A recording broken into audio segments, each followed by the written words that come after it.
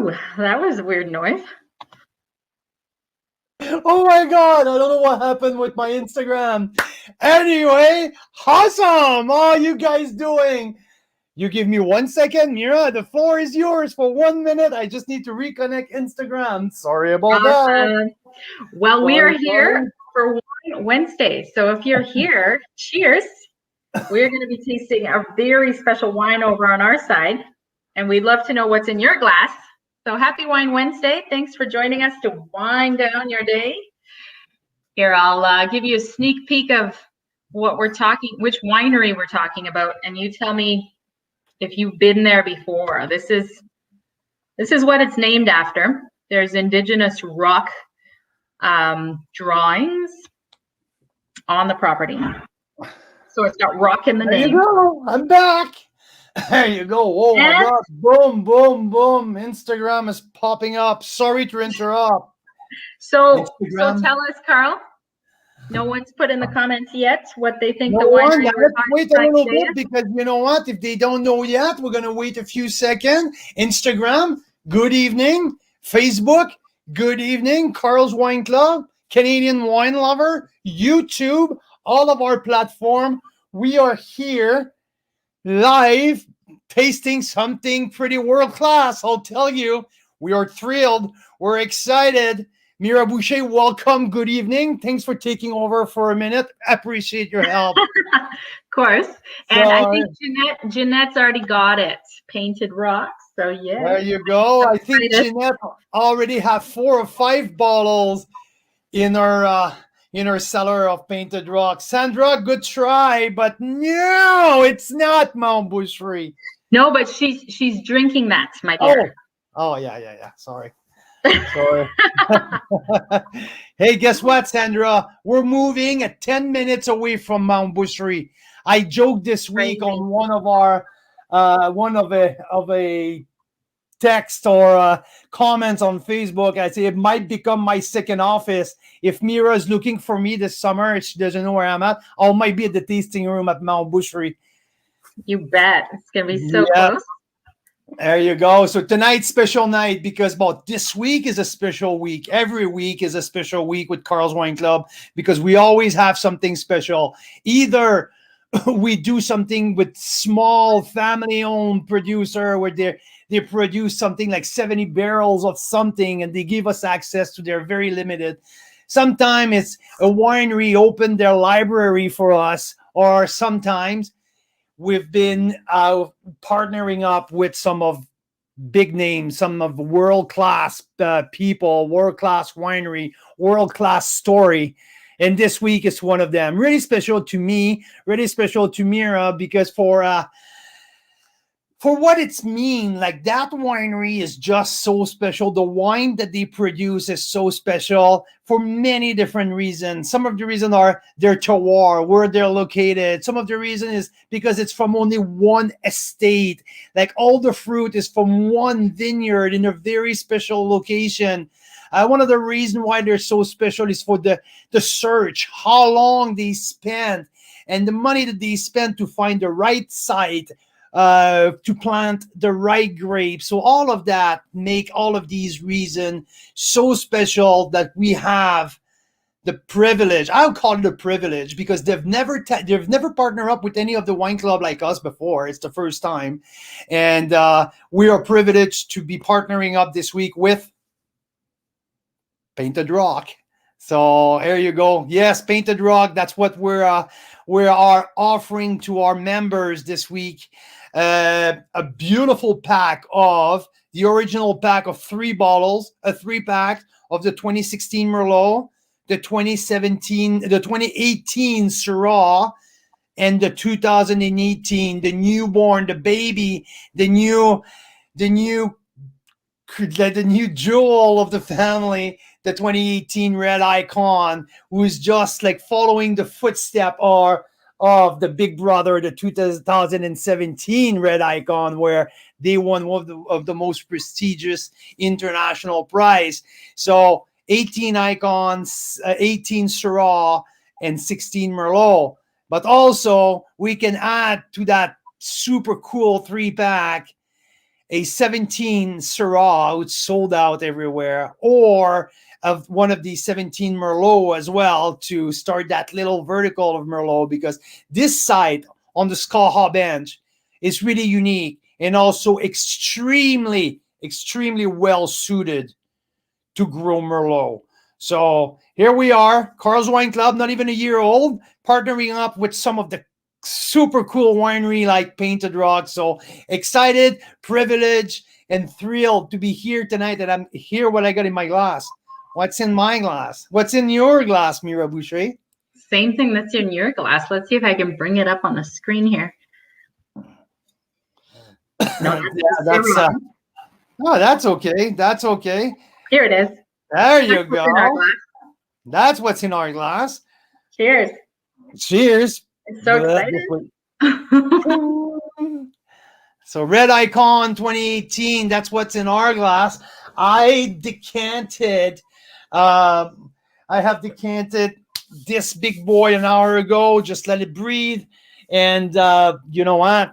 I can't wait to give it a taste because I haven't tried it yet. So I'm pretty excited to review it, to rate it. I've read a bit about it. I got some notes from John Skinner, the owner. I got some notes from Lauren.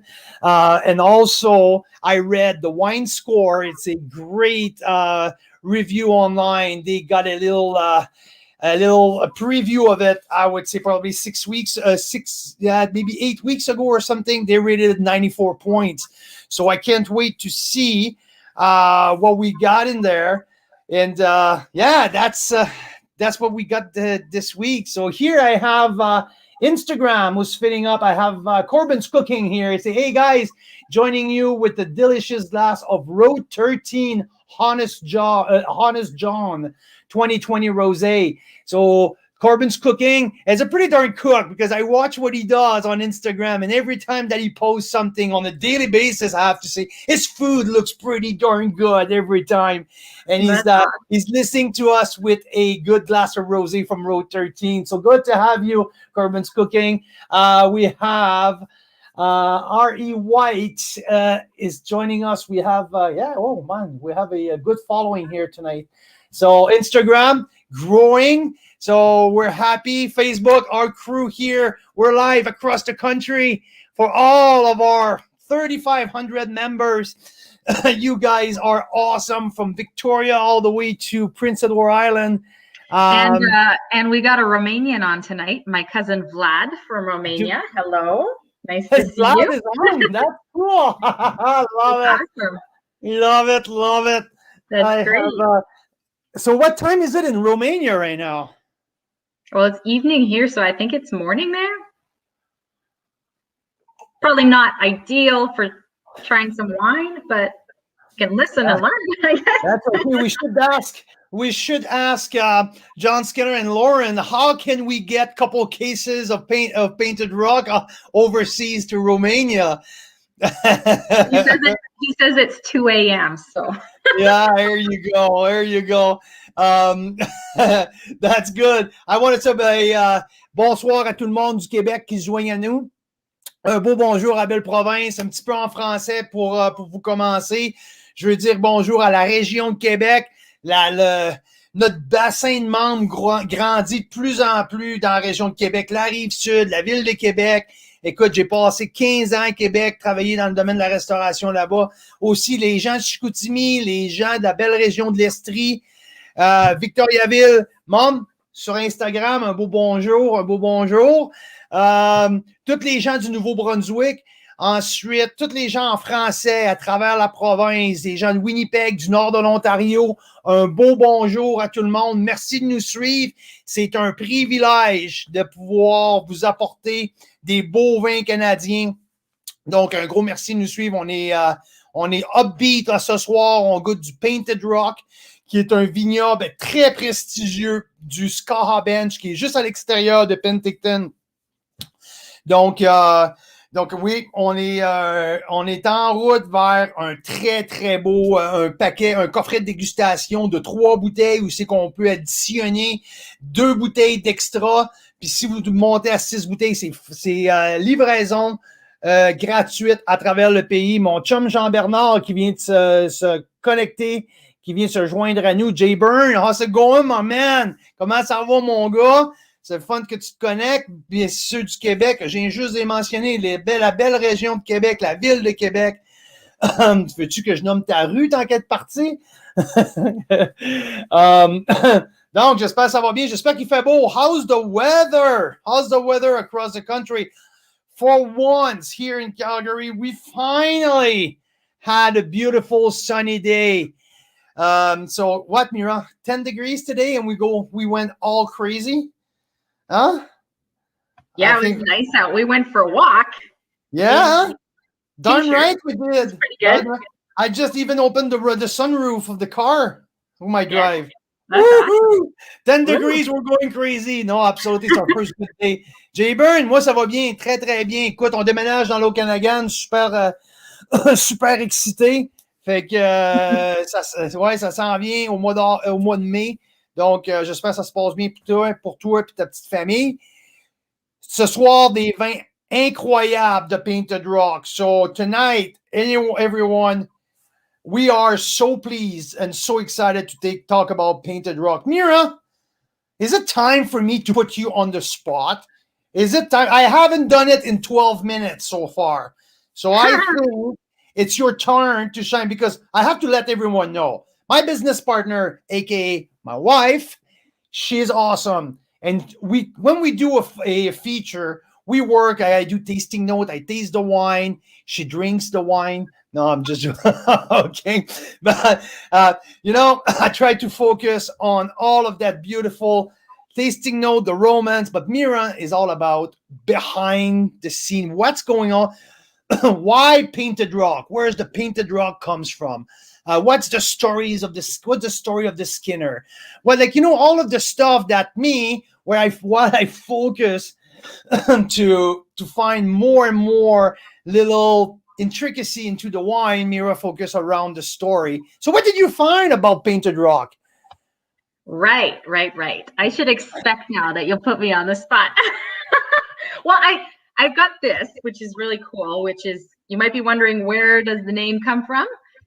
And it's because they have found a bunch of painted rocks on the property, and they're actually like 500-plus-year-old Aboriginal drawings on the property. So National Geographic actually came out and did a feature on them because of this. It's kind of cool.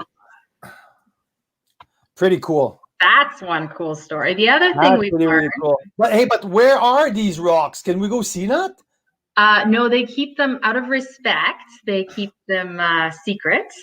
They've got pictures of them and stuff, but they are throughout the property. Yeah, so that's kind of cool. And what they did instead is they put a bunch of art that you can go visit throughout the vineyard, which I think that's really neat. So you can go for a stroll, and there's a number of art pieces you can check out. Clay says he likes Mira's Wine Club. Since Clay came over and ate your amazing food, so, we have socially distanced. That wasn't mine. That was you cooking that day, but yeah. Yeah, but, when we try to make you look good, I can say, no, that was Mira. Mira does it. Come on. Take it and say thank you. So I will.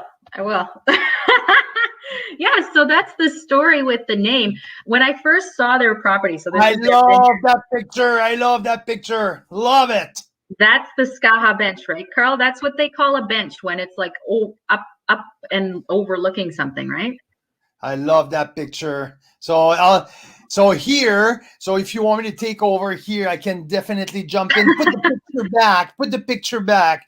So I think, and now don't quote me on the numbers because I'm really, really bad with number.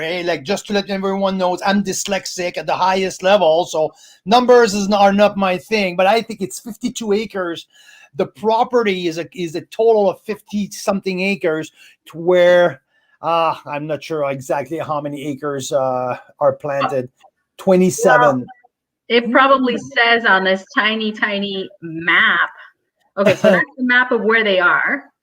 But do I have a map of the? No, I had a map of the actual vineyard. They have it really well organized. I've never seen this before in blocks. It's really, really cool. Yeah, because they're all about, they never ever use grapes outside of their estate vineyard. Well, that's And where I want to go with that. They keep yeah, going, but exactly. they do some really neat stuff that way. So it's 50 and a half. So here we go. I got the number here. 56 Oh, you acre. looked it up. Yes. It's 56 acres. I wasn't close. I was pretty close. Oh, I said 52. It's 56 acre on the bench, and it's 27 acres planted. So half of what they have on their estate property is planted with vines. There's 52,500 plants, 52,500 vines on the property.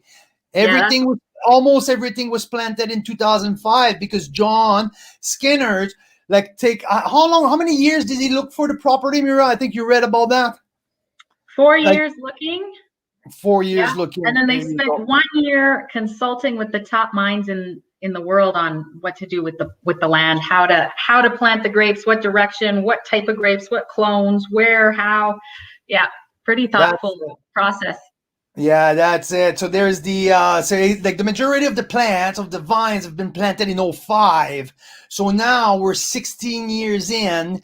Like a small they expanded a bit in '06, '09, and in 17, so 4 years ago, not in in 17 they did a little bit of a Chardonnay block.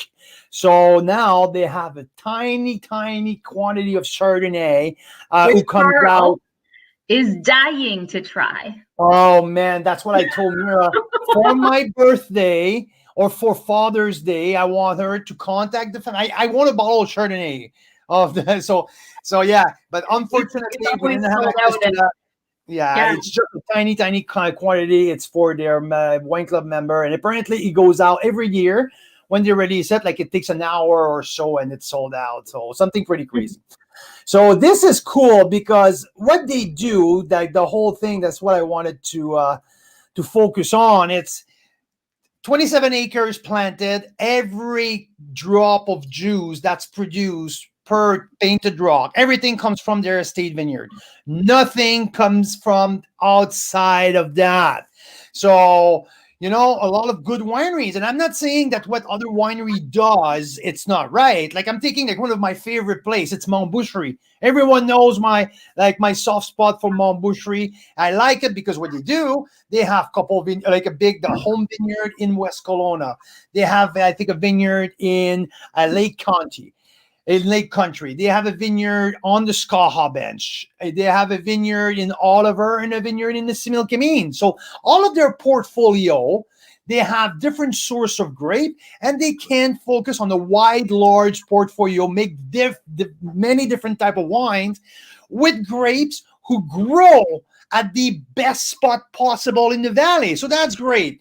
But what's unique with Painted Rock is everything, it's estate vineyard, it's estate grown. Everything is from their home property on the beautiful place of the Skaha Bench. And I have a funny story about where they're located because it's kind of off the beaten path a little bit. And I will wait for Mira to come back and tell this story because I think she can explain it a little better than me, but it's pretty funny. I do need to show you guys. Some of you have missed Deadpool, right? Showing up on our lives. Well, look at this. Deadpool is a motorcycle. There you go. There you go. So, A real motorcycle in our house. It's kind of crazy. Yeah. So that's why I had to get off of it. So Mira, I was just talking about your location and how a little bit more remote. It's off the beaten path. It's not like if you drive the Naramata Bench and you can visit 5 or 6 wineries side by side, or on the Golden Mile or on the Black Sage Road. They're a little bit off the beaten path. And when we sent our flyers, you'll see in your pack, if you have ordered your 3 packs or you upgraded to a 6-pack or whatever you've ordered this week, you'll see there's a beautiful flyers in there that we produce, Mira and I. And we always do. And we have a preferred printer. They're located in Kelowna. They're awesome. I'm gonna plug them in here. It's KI Print. We really love them. And anyway, so we sent our material to the winery, and Lauren emailed us. It was like what, on Monday? Say, yeah, we just received a sticky note from Purolator to pick up the package. And Mira was like, she emailed back, oh my God, I'm so sorry that you have to pick it up. I don't understand why the shipper, the courier company will not drop it off at the winery. And she said, don't worry, Carl, no courier company dropped off at our place, because you know what? They are remote. They're not on the beaten path. You need to go all the way just outside of Penticton. You need to go all the way on the top of the Skaha Bench. So my whole point to that is where they are, it's a thing of beauty. It's a thing unique. I have to say thank you again to Xavier. Xavier is one of our members. Last year we met there, him and I, for a little tasting. And that was my friend. Here you go, me and Xavier tasting here at Painted Rock last summer. Well, it was more last fall. And for people on Instagram who can see these pictures, sorry about that. You can also tune in on our live stream and on Facebook, and also on our YouTube channel, Carl's Wine Club on YouTube. That's our new YouTube channel. Go give it a like, subscribe. It's super cool. We want to build a kind of a cool library of things on YouTube as well. So anyhow, so if you don't see the picture here on Instagram, sorry about that, but we're focusing on here. And yeah, so I went there, met with Xavier, and just the view you have up there. The feeling up there is just unique. It's just so freaking cool. What I want to hear is you guys who have been in the Okanagan, if you guys are sitting at home and been to the Okanagan before, let me know. Tell me in the chat room, did you ever been to Painted Rock before? Have you drive up on the Skaha Bench in Okanagan Falls? And tell me what you think about that, because I'll tell you, this place, it's out of this world. When we see these beautiful pictures from National Geographic or Wine Spectator or the Wine Advocate, sometimes like you see some of these vineyards from Argentina or from Burgundy or whatever, or from Montalcino or whatever around the world, and you see, oh my God, I really want to go there. This is so beautiful. And guess what? We have that here. We have these beautiful scenery. Like there's no place like that in Napa Valley. None whatsoever. There's not a beautiful lake. There's nothing like that around in the Napa Valley region. We are so amazingly lucky to have that in our backyard. And when I hear people saying, "Oh, I don't drink Canadian wine because I think they're overpriced," or whatever reason they can give, but geez, we have one of the most beautiful and unique wine regions. I will say wine regions, because if you also have the chance to drive the Niagara region, there's also some spectacular views to go out there. So anyhow, my thing. And Mira, do you have more pictures of me when I tasted there last year with Xavier? Well, here's you with Xavier on the patio. And then this was you doing your original notes. My tasting notes that I also had. Yeah, just to show. Yeah, nice. Same one. You read that out for us the other night. It was very nice, like a haiku. I loved it. And then this is you with the grapes. Yes, absolutely. And people would think, "Oh, why would you take picture with the grapes?" I think it's super cool. Yeah, I love it.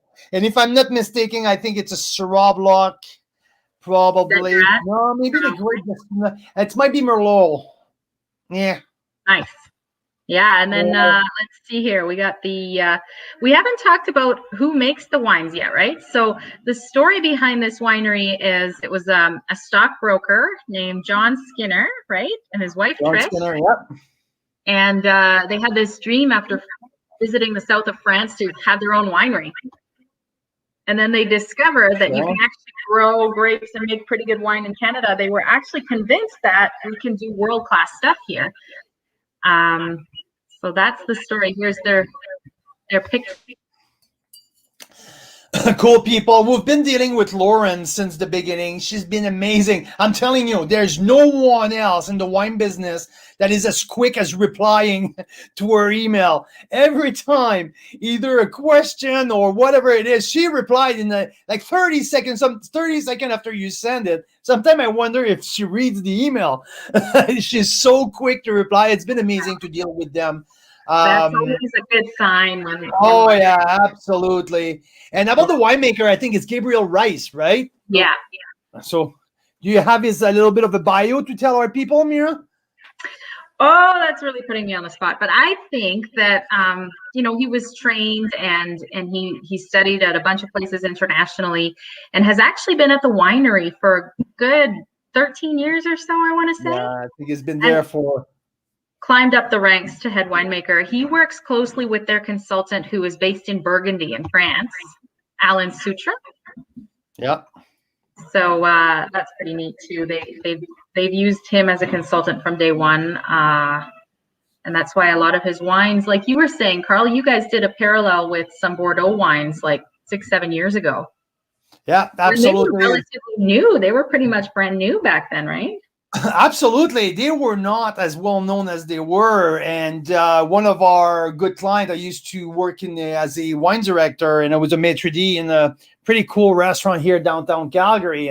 And one of our we had some wine lockers for some of our investors and some regulars. So they had their little locker where they can bring any of their wines. And a special discount on our wine list. And by the way, we had for 3 years in a row Wine Spectator Award for that wine list here in Calgary. So one of the 5 from Alberta. So it's pretty cool. It's pretty easy to be a wine director when you don't have a budget to respect. Like you can order whatever you want. Like that was, yeah. And the first year was like that. It was pretty darn cool. And after that, the owner was like, "Can I please have at least like a report on on that investment?" So anyway, so one of the guy brought they brought a bottle of Painted Rock that night, and we tasted that beside couple of good Bordeaux's, one of the left bank, one of the right bank. I think there was a Chateau Montrose. Then there was also I think it was from Saint-Emilion.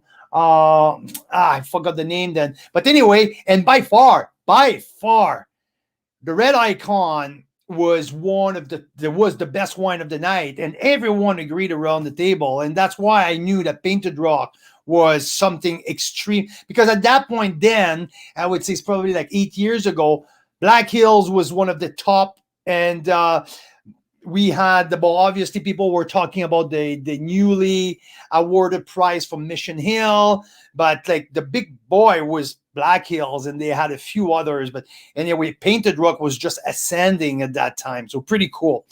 And Alain Sutra is the consultant with Gabriel Rice. So, and some pretty cool stuff that they do. It's instead of to plant their vines north-south facing, they did east-west facing, and it was something fairly new that people didn't really understand why they were doing it that way.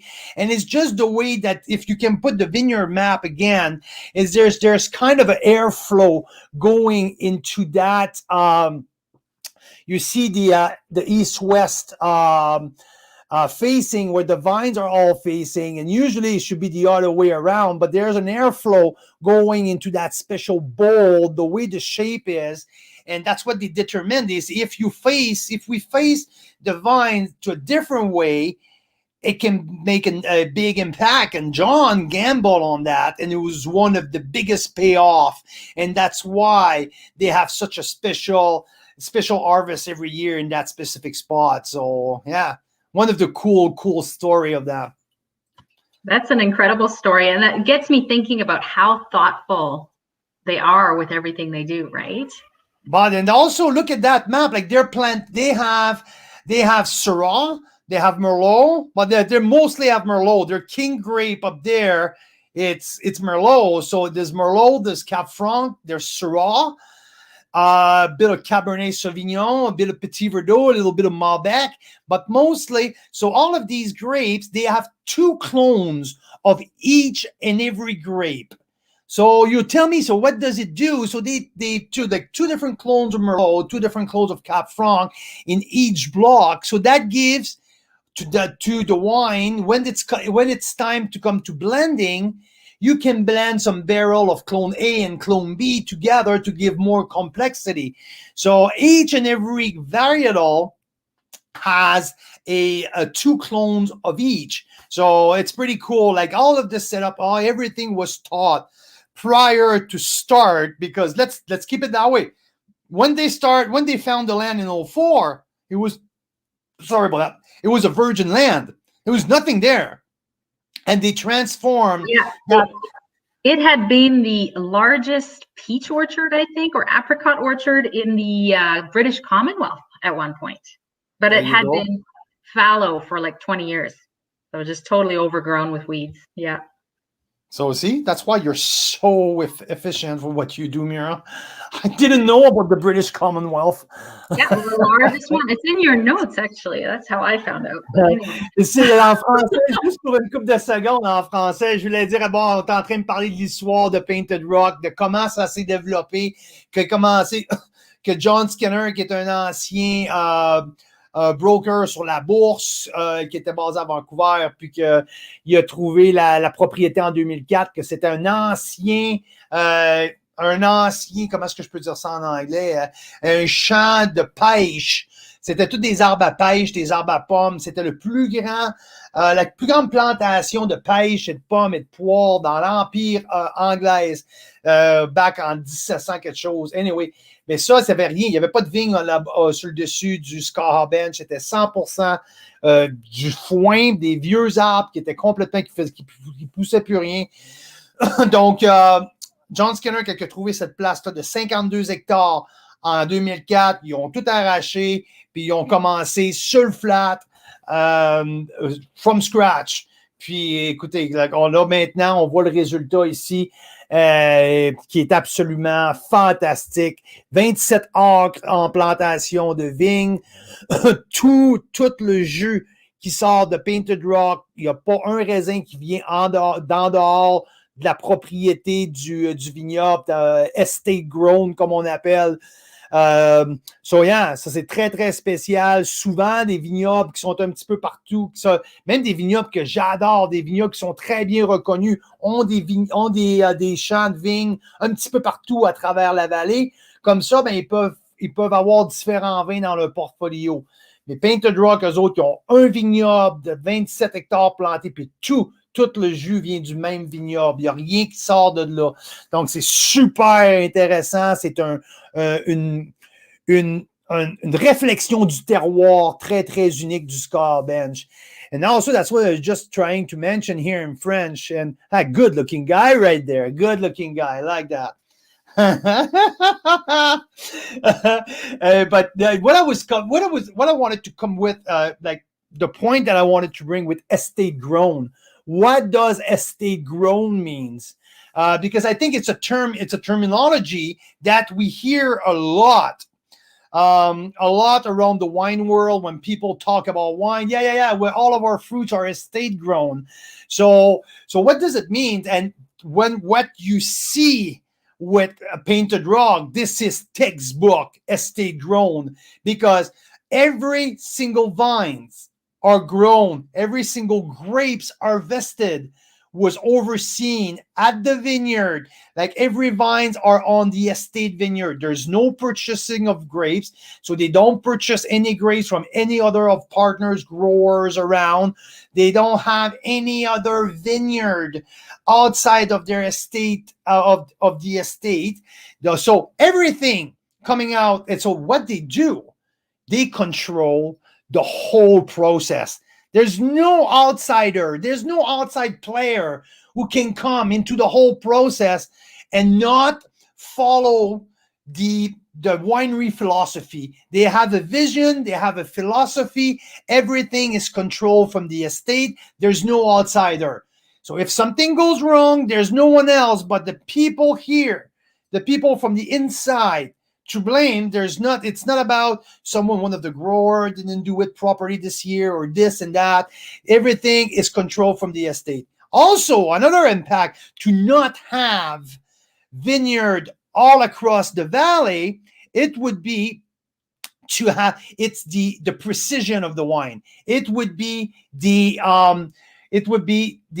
reflection of a unique terroir, and it cannot be more true than what you have on the Skaha Bench. The 27 hectares are from the Skaha, all at the same place, so you can reflect. You can show exactly what you have on the estate. So that makes a truly Skaha Bench wine, because 100% of the fruit are from there, controlled by the estate, controlled by the vineyard manager, controlled by the winemaker, by the family. So it's really, really cool.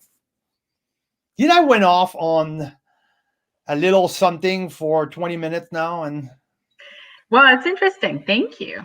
What are we going to taste here? Let me bring that up on the screen here. Perfect. So now it's time, right? What do I taste with that? Do you have tips so far? I haven't. You haven't? You said that it hadn't decanted for long enough yet, so I was leaving it as long as I could. Oh, wow. Okay. Right, since you decanted this one, you got your nice decanter there, hey? Yes, I did decanted that one. It's right here. What do you suggest in an ideal world? It's probably longer than we decanted it, right? Yeah, well, there's a reason also. It's because it's the little baby, right? It's the 2018. It's been put in bottles for not so long, so this wine wants to sit for a while. This wine requires some time to mellow down, to integrate all of the flavor together, the oak, the alcohol. Make sure that you want to make sure that there's no spikes, there's no rough on the edge.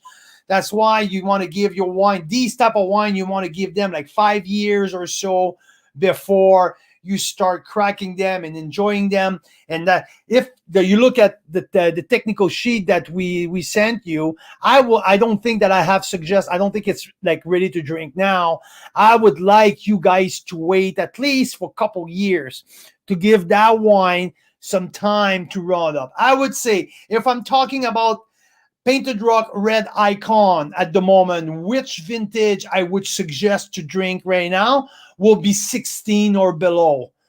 That would be my suggestion. If you have the luxury, obviously, if you have the cellar, if you have the collection, if you have the inventory to do that, I would stick with 16 and under. I would say 17 won some amazing award, like it was the only Canadian wine listed by Decanter magazine as at the top wine of the year list. It came out, I would say, in October last year for the 2017 vintage. So this is absolutely, I guess, the first time in the history of the Canadian wine industry that the Decanter magazine gives that much of a rating. I think they gave it a 95 points on top of it. So for the 2017. So now the 18 follows that giant here. Hey, who's there? There you go. Hi, Cedric. Come say hi. Come and say hi. Hi, how's it going, buddy? Huh? How's it going? He's so excited he can't speak. No. I know. He looks so excited. Are you tired, man? There we go. So Mike's saying it's almost a sin to be opening a 2018 Red Icon. So we do all this terrible stuff for you guys. I agree, Mike, but I agree, but I don't, right? In the sense that some people love their wine sharp and stiff and muscular and like everything powerful. Name all of these terminology, but in that point, I'm not there to tell people what to do or not what. Hi, Gabby. How's it going, buddy? Give me the thumb up. He said good. I was on mute. No? There you go. There you go. All right. Tough day at school for my kids. Woo! So yeah, the 2018 follows the footstep of that big giants of 2017. So the shoes are big to fill because the expectation are actually Like there, it's right there. But when you look at it, Red Icon have rated from, let's say, from all the way from 2010. I don't think that anyone gave under 90 points to that wine ever. So it's all between 90 and 96. What I've get, I'm sorry. For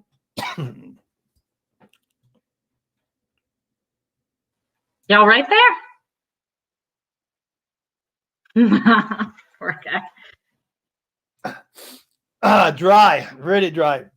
That's Calgary for you. Can you hear me? Oh, yeah. Okay, I think because I haven't tasted any wine for now almost an hour, right? Okay. Sorry about that. Meanwhile, Deadpool over here has put a Band-Aid on our wine glass. There you go. There you go. Well, Cedric, he said no, not Deadpool anymore, just not Cedric. Deadpool. Tonight is Cedric. Okay, that's fine. So between 90 and 96 points, like depending which critic are you following. I would say there's John Schreiner, Anthony Gismondi. Gismondi is always really low on his rating. Like when Gismondi get to 92 points, it's like, whoa, it's high for Gismondi. 89, 88, it's a great rating for Gismondi. And when I refer to my scale and my methodology, 88 points is the floor of a value wine. You get for your value. It's not something that I'm looking to buy necessarily again.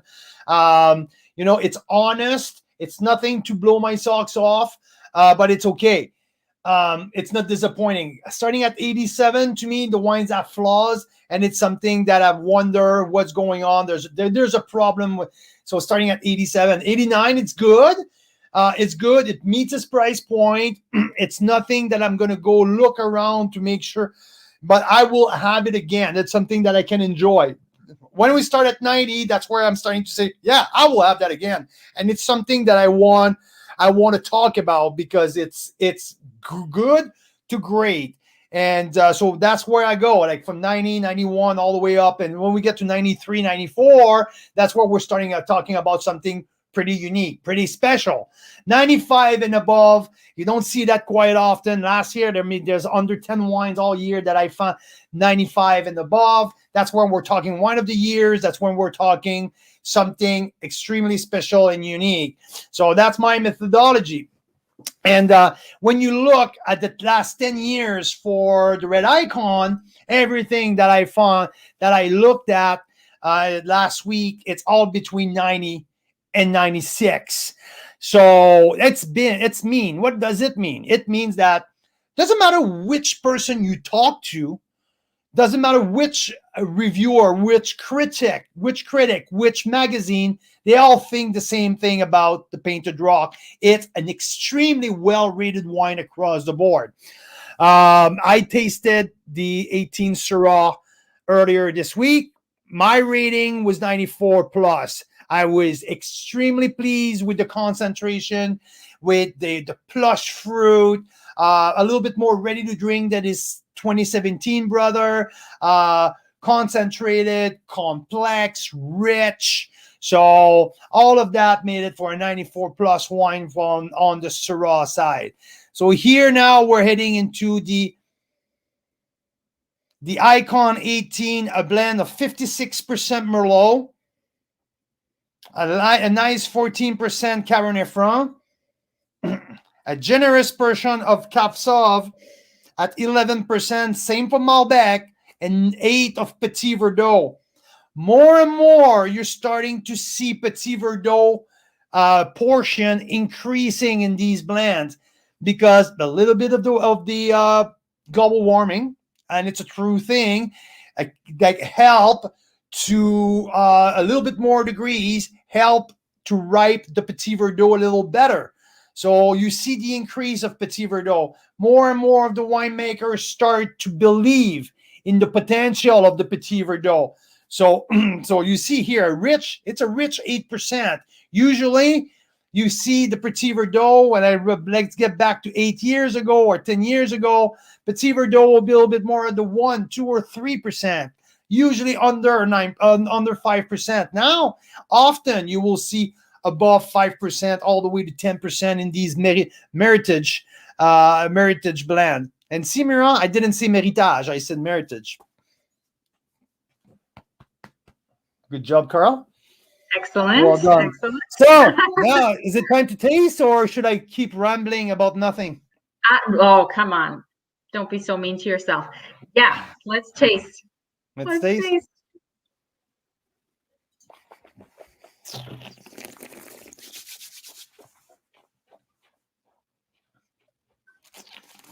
I'm still trying to figure out what I sense on the nose. You're way better at that than me.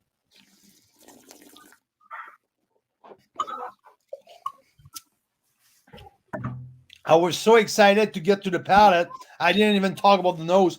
So, but the nose is fairly shy, though.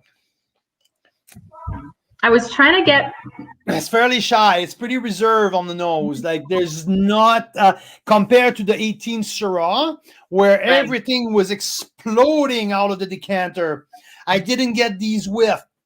It's a little closer, this one, I would say. Yeah, there's nothing extremely obvious who comes out of that 18 on the nose, especially. But there's some black fruit, a little bit of pencil shaving. That's what it is. Okay, so I was going to say something along those lines. I couldn't put my finger on pencil shavings, but I was thinking something around, like, you know, in the summer when it rains and it's been a hot day, that kind of, pencil shavings is good. Yeah, it is. That's come from the Cabernet Sauvignon sometimes. So, yeah, I like that pencil shaving. Gives me a little bit of a reminiscence of Bordeaux. So I get a lot of pencil shaving when I smell Bordeaux wine. There's some herbs in there. Try to close your and see, like, the spaghetti sauce, Mira, like, you know, like the basil, the sage. I think it's more on the dry herb side. It's crazy because you said try to close your eyes, and I get way more when I close my eyes. That's really interesting. See? Always help. Wow, I learned another trick here. Tiny bit of smoke too. Yeah. So that's my nose. That on the palate. So let me get to the palate again, okay?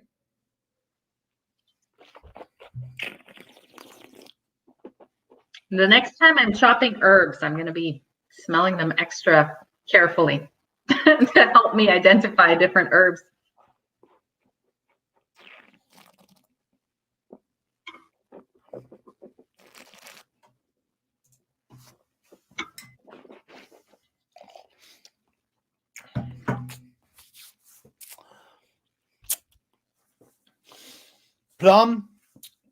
Plum, dark chocolate. Dark chocolate is really obvious to me. It's probably the characteristic that jump out on the palate the most. Dark chocolate, plum. The fruit, it's plum, maybe blackberry a little bit. But dark chocolate is really dominant to me. There is a nice medium tannin. The acidity is beautiful. It's fresh, really fresh. Let me see here on the alcohol level. See, 14.3. So it's at the lower spectrum of alcohol. So this is not boozy at all. It's really fresh. Like I say, mostly on savory herbs. There's lots of dark chocolate. I like a little bit of tobacco leaf. Like, if you chew a little bit of tobacco, it brings that. I play baseball a lot, so chewing tobacco is nothing new to me. And that's the thing who makes your mouth watering. That's why you always spit that disgusting black stuff when you play baseball. Yeah, that's where that come from. Yep. Yeah. And so a little bit of that tobacco chew at the end. The tannin are grippy, but not extensive. They're not long, extremely long at the moment. There's a nice spice. So I would say this try to there's some dark cherry on the nose too now. But really the dark chocolate is really predominant to me.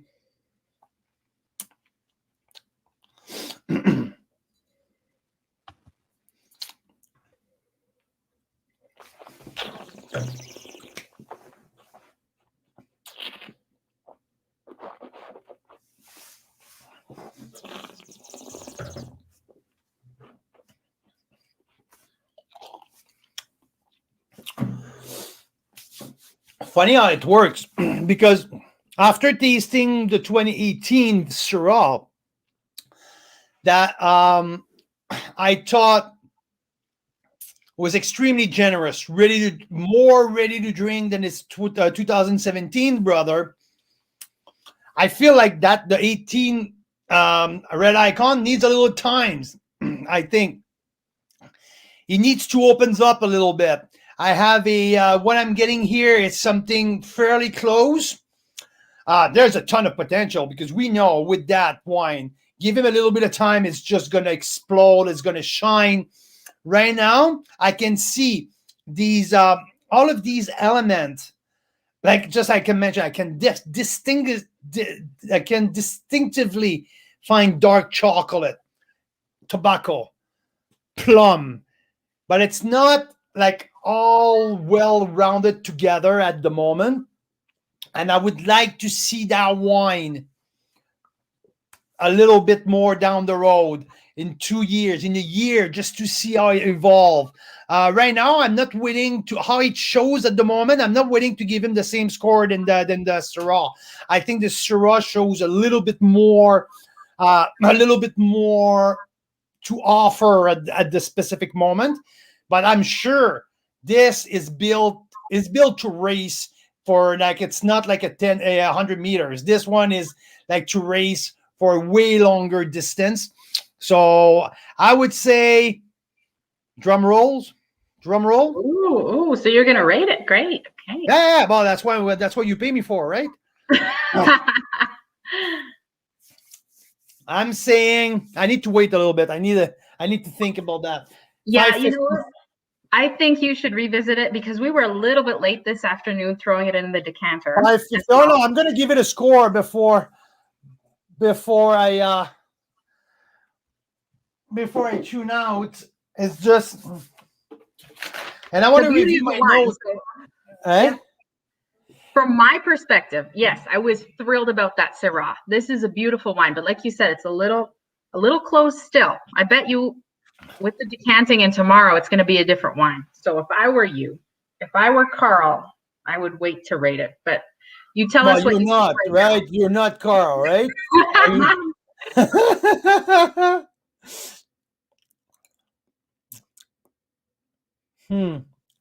Yeah. No, I'm not sure. I say I'm a little bit. It's to me, it's not under 92 points. That's for sure. This is not under 92.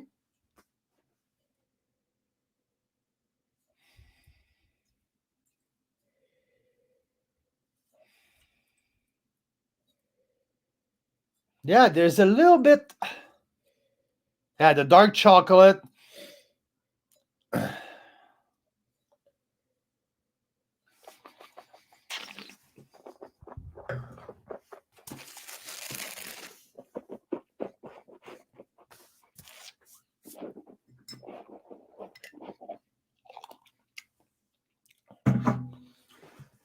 I can see the grip coming out now.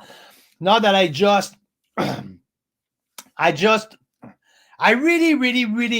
really push to everyone who listen to me right now. At least at that stage, 2018 need to be decanted at least 2 hours before service. Now I'm starting to see my second glass. I can start to see more grip. I can start to see it not like pinch me on the tip of my tongue, or it's starting to get me in the back as well. So I can see some richness coming out. I think that's the oxygen coming out, like just getting in the wine and make it breathe and make it a little bit more accessible, a little bit more expressive. So definitely, honestly, I think that this wine right now, and I'm giving it a 93 points at the moment. There's a 93. I see what's coming right now. I can see it. That second glass gave me a bigger push than the really shy expression of the first glass. So yeah, Mira, I can't wait to get you the second glass from the decanter. Something is getting more round. There's a little bit. Yeah. Hey, Cedric, are you hiding behind the bottle? I lost you. He's having a rough time. Is having a rough time. It's a trampoline issue. There's a sharing the trampoline issue kind of thing. Yeah. Trampoline with the brothers. There you go. There you go. But yeah, so that's camera. So that's that's my impression. So now don't get caught on your first impression on the wine. This is my message to you tonight. See, like my first glass after maybe like an hour and something of decanting, wasn't sure. It was close. It was shy. There was not a whole lot of expression. My second glass right away is giving me like a big push of way more expression, like more defined flavors, more richness, and definitely more concentration.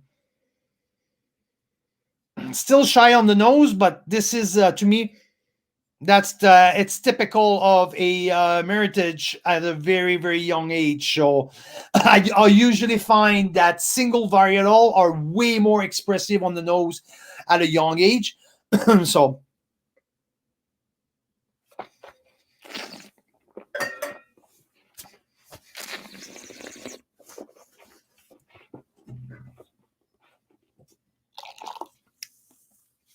even the text, oh yeah, more and more and more, the spice is coming up.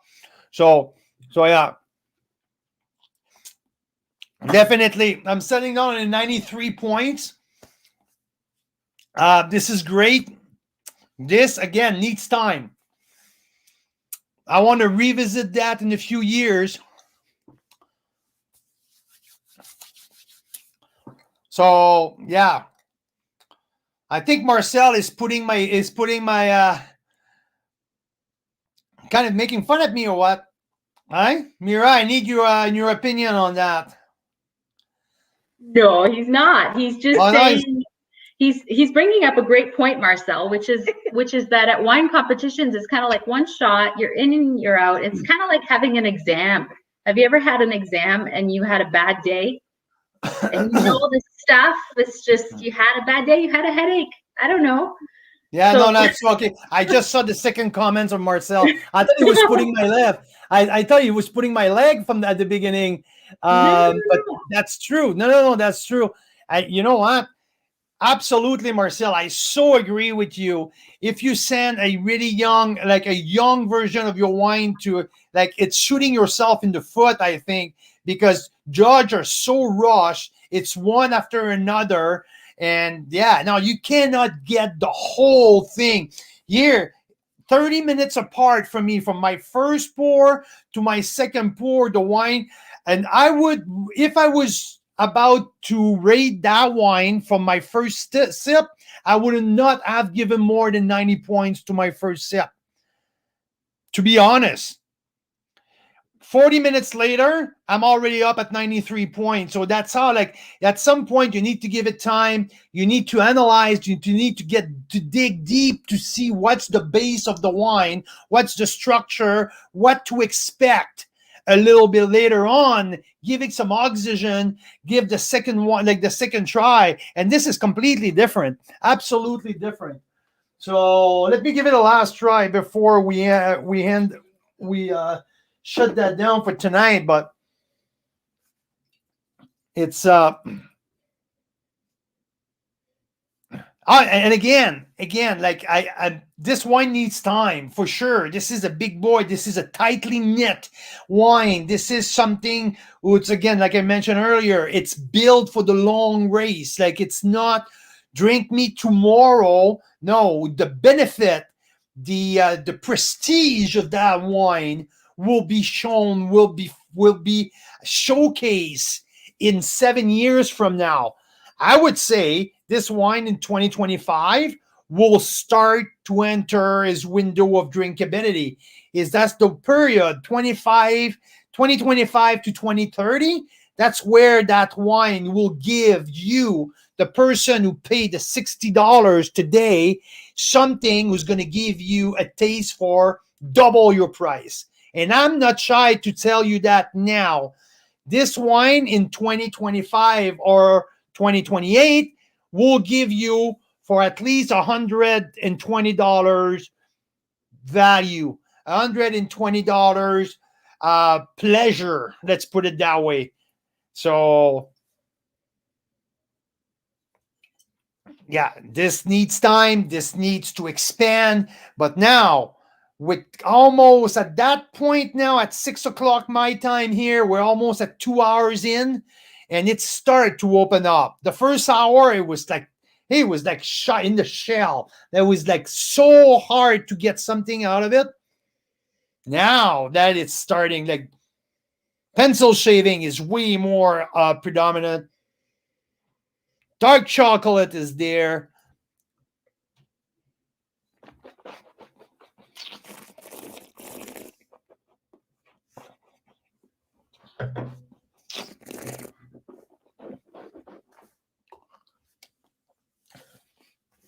Oh yeah, now the cassis is jumping out.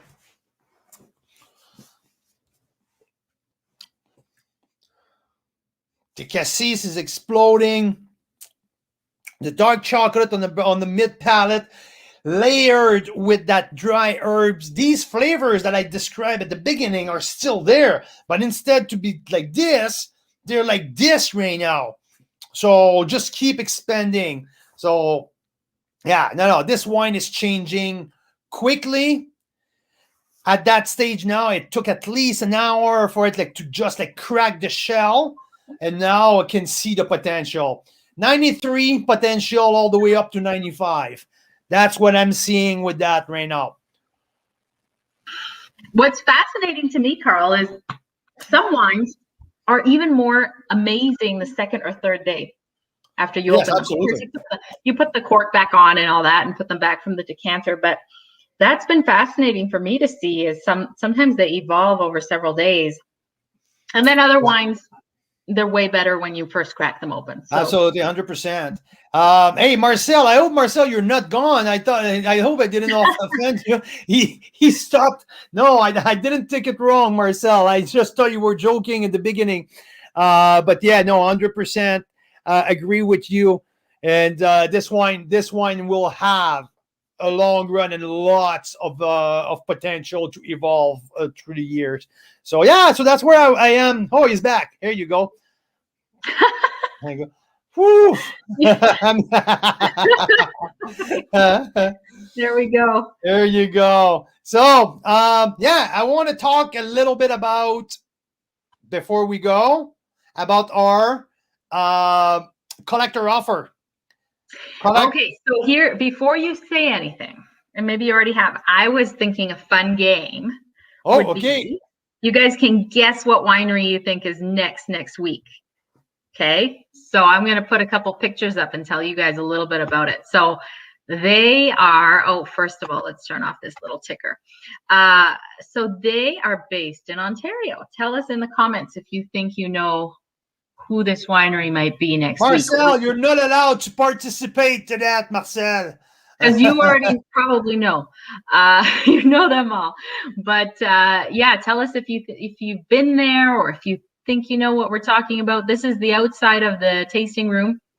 They are very big on natural, low intervention winemaking.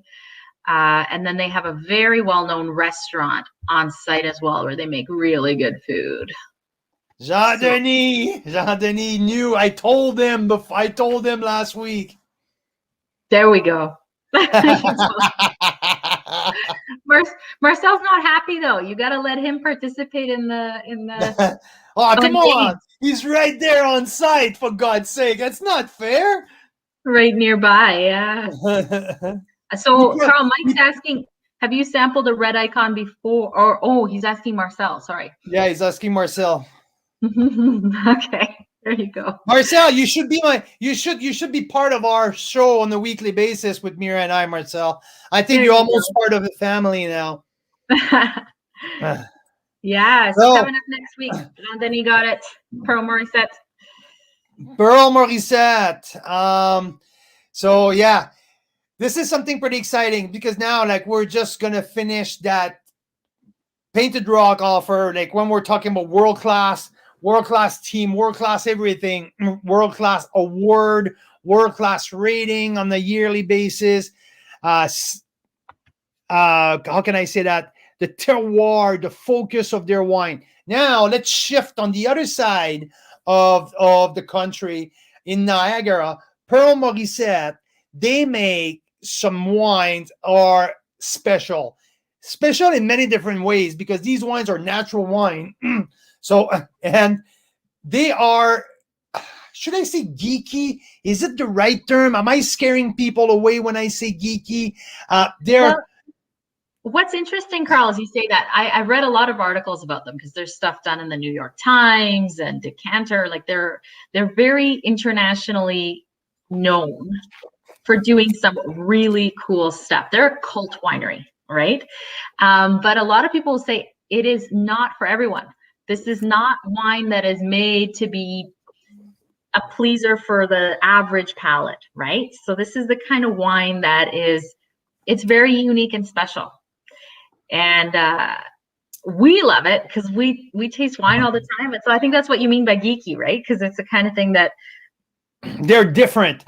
They're different. They're different. And I think I came up with a few very specific descriptive when we talk about the Pearl Morissette wines is precision.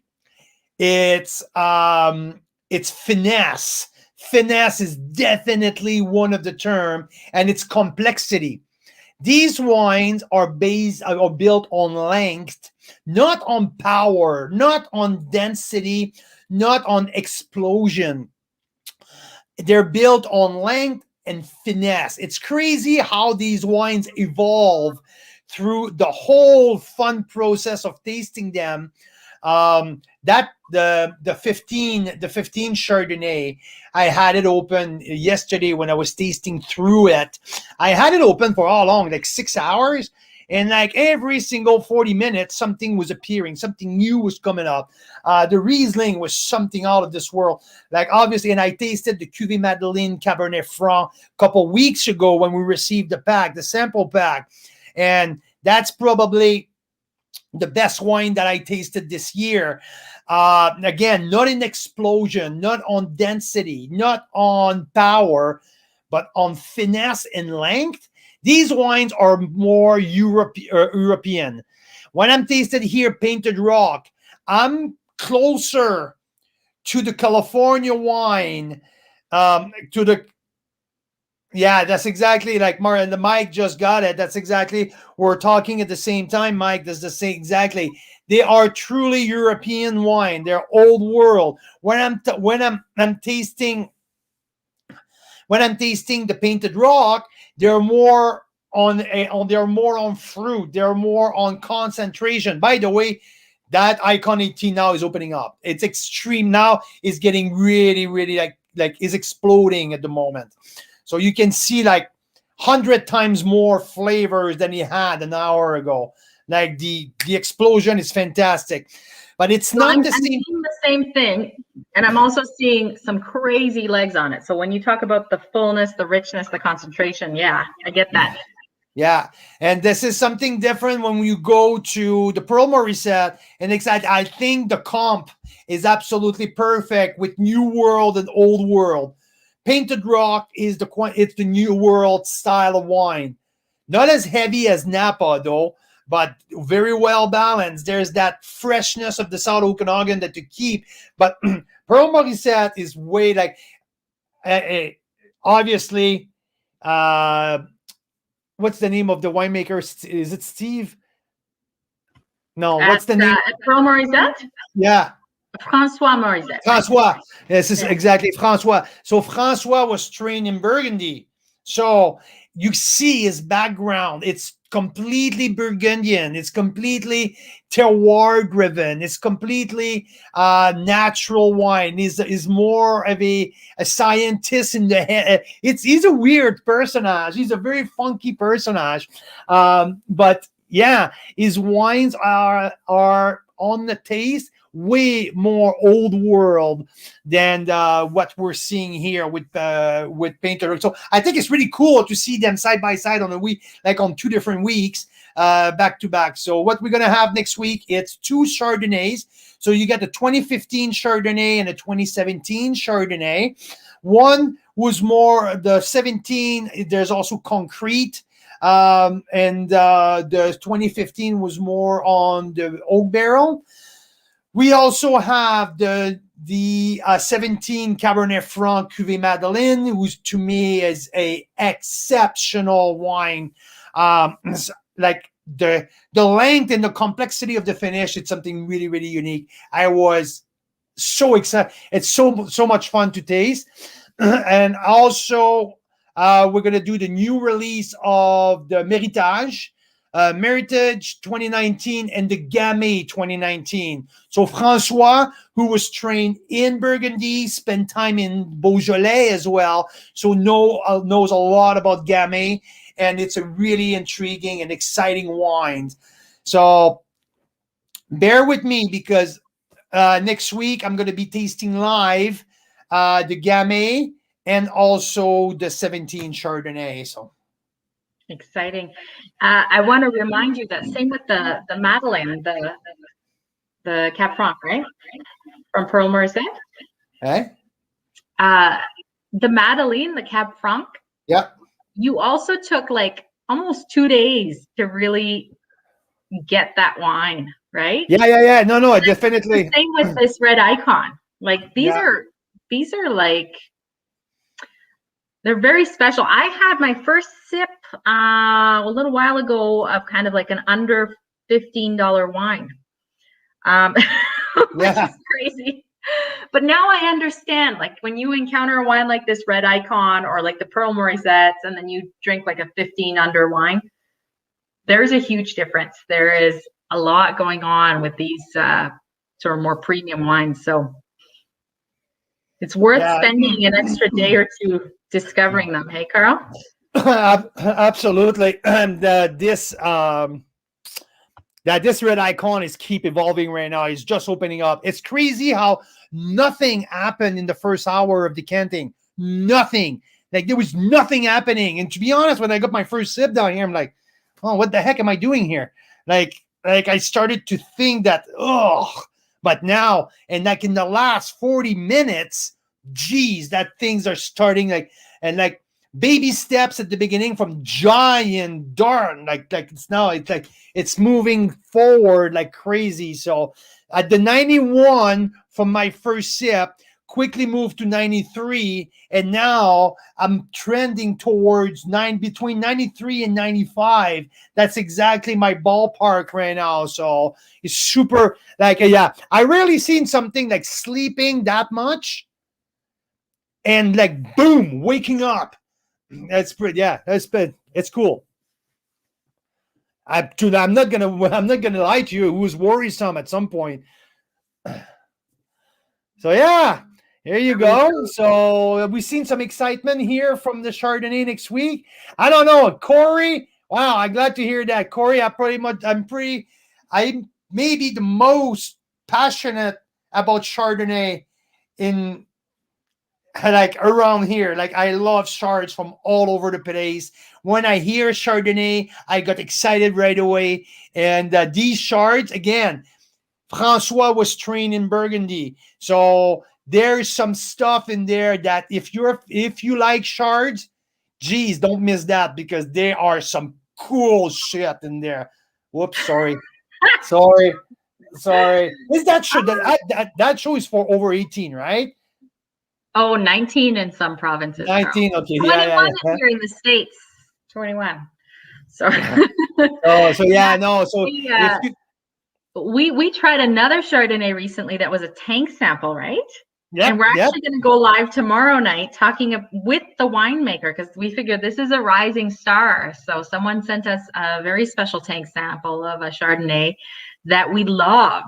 It was quite delicious. Hey, Carl? Oh yeah, that was awesome. Like nice oak integration, beautiful green apple. That Chardonnay was awesome. So that's the new thing that I try also once in a while to feature some new winemaker, some guy who are not their winery have not taken off yet because they don't have the capital behind them to put a big winery together. So either they're sourcing grapes, either they're operating from someone else's winery. And here in Western Canada, there's something called the BC Wine Studio. It's located in Okanagan Falls, and something really cool is some little garagist winemaker can rent a space at the Okanagan Wine Studio, at the BC Wine Studio, and make their wine from there. So Michael Anderson started. He's a really passionate, I will call it kid, but like he's maybe a little bit younger than me. But Michael, I think is the youngest of 8 brothers or something crazy like that. Michael has a big passion for wine, and he went to study. I don't know his whole story yet, but we're going to talk about it. We'll find out tomorrow. Exactly. But anyway, his concept is his sourcing grapes from single vineyard from all over the valley. So he makes a single vineyard Chardonnay, all sourced from Osoyoos. He makes a single vineyard Rieslings, single vineyard from Kelowna. He makes a single vineyard Merlot from Okanagan Falls. So he's finding a grower overseeing the vintage of in the vineyard, and harvest with the vineyard manager and bring his fruits to the BC Wine Studio and makes his small batch wine. So it's super cool. So we're going to spend an hour tomorrow with Michael talking about his project, and he calls his winery Tumble Wines. So yeah, it's going to be tomorrow night. Sounds fun. Corey Edge is asking, we'd love to hear what kind of food pairing you think goes best with Chardonnay in general or these Pearl Morisette ones, right? Well, Chardonnay in general, and that's what I did with Mira yesterday when we were tasting the wine yesterday afternoon. Now, first thing that comes to my mind, and it reminds me when I used to live in Quebec, in Montreal, a long time ago, and I used to work at Le Germain Hotel downtown Montreal. One of my favorite things after my week of work on the Friday is to grab a bottle of Merceau. It's a French Chardonnay from Burgundy. Grab a bottle of Merceau and stop at the cheese place across the street from the SAQ and buy for $15, $20 of old cheddar cheese, like 5-year-old cheddar, 4-year-old cheddar, or 10-year-old cheddar. So to me, cheddar cheese with Chardonnay is delicacy to me. I love that. The pairing between both lift up each other. You can have a older Chardonnay where it's getting a little bit more toasty and nutty and honey, and makes it wonderful with the old cheddar, or also a fresh, young, vibrant Chardonnay, and where the same kind of different aspect in your mouth, but the same kind of lift up happen in between the Chardonnay and the old cheddar. So one of my thing with Chardonnay, it's old cheddar cheese, one of my favorite. Also, with Chardonnay, cream, everything in cream. Because there's a couple of school of thought when it comes to food pairing. Sometimes you go opposite, or sometimes you go to the same direction. So some Chardonnay, oaky Chardonnay will tend to be creamy, a little bit buttery. So that goes, if you want to go same direction, it goes really well with, let's say, a salmon with a cream sauce. like a nice cream dill sauce with your salmon fillet will be absolutely wonderful with your Chardonnay. But then one thing that you need to keep in mind, there's so many different style of Chardonnay out there. Like you have the big Napa oaky buttery Chardonnay. You can have the unoaked Chardonnay. You have that super minerality Chardonnay that can come from the Argentina, from the top of the Andes. So the Russian River Valley has creaminess that sometimes with concrete egg gives you a nice buttery, a nice creamy texture, but no oaky flavors. So you have so many different styles of Chardonnay. But the textbook pairing, lobster. Buttery lobster with Chardonnay is absolutely fantastic. Crab. The saltiness of crab also goes very well with your Chardonnay. Coquille Saint-Jacques. If you don't know what Coquille Saint-Jacques is a saute of scallop, shrimp, and sometimes you can put some escargot in there in the cream sauce, cover with cheese and grilled. So these can be something wonderful with Chardonnay. What else? A tuna tartare. If you do tuna tartare, but you don't put any, let's say, sunflower oil or like nothing too strong in flavor, just pure tuna tartare with a little bit of spice, your Chardonnay will be great. Chicken breast, a simple grilled chicken breast or chicken with a little cheese sauce on top. Chicken cordon bleu with Chardonnay. So a pork tenderloin with Chardonnay can be good as well. So yeah, there's many. Hey, a fish and chip with Chardonnay. Bring it on. I will do with that maybe an unoaked Chardonnay. Come on, bring it in. I love it.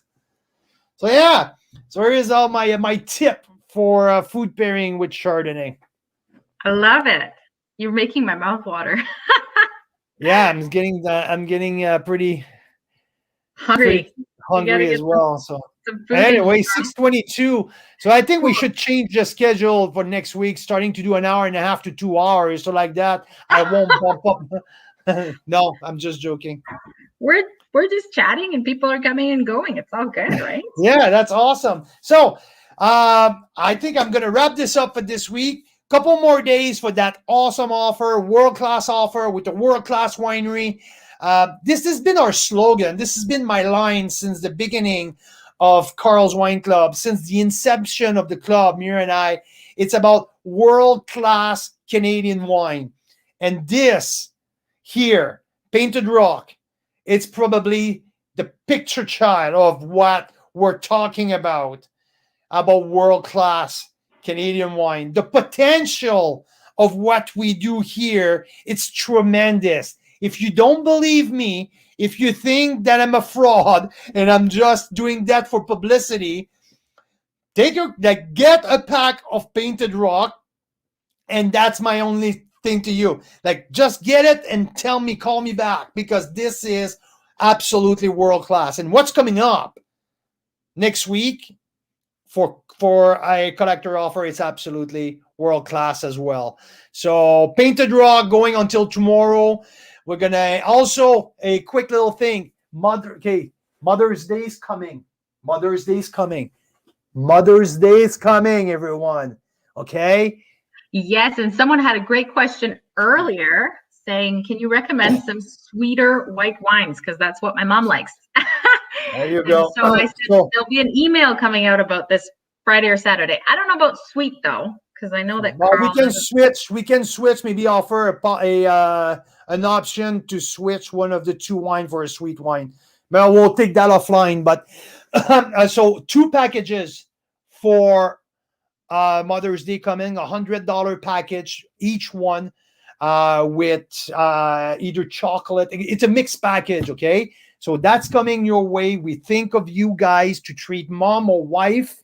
We're gonna have it for you this weekend, so we can start talking about Mother's Day, because our moms, our wives drinks wine, they like wine. Now no one can go out, no one can go shopping. So let us do the shopping for you, okay? There you Yeah, go. so yeah, that's going to be exciting. I was looking at it today. There's some chocolate with little roses like in it, a kind of a locally made chocolate bar. There's sparkling wine, raspberry jam to go with your Mother's Day brunch. Yeah, And then oh there's yeah, raspberry jelly one, jelly wine, wine jelly. Yeah, you're right. yeah, yeah. So there's some Salsa. special little treats. So you don't have to go, to 5 places to find all these different things. And then there's shipping included anywhere in the country, and there's a little spot where you can write a note, and the Yeah, winery exactly. will handwrite it on. And they even have really nice boxes. So when they open it up, it's beautiful, and it says "Enjoy" right on the box. So that's Yeah. exciting. So We got you covered for Mother's Day. I already know what I'm getting. No, you built it, for God's sake. and you're gonna get it for me, right? No. You built it, for God's sake. So, hey, thanks everyone. If I have anyone from Calgary here tuning in, the 24th of this month, we are doing our wine dinner at the Delta Marriott. Email me for more detail.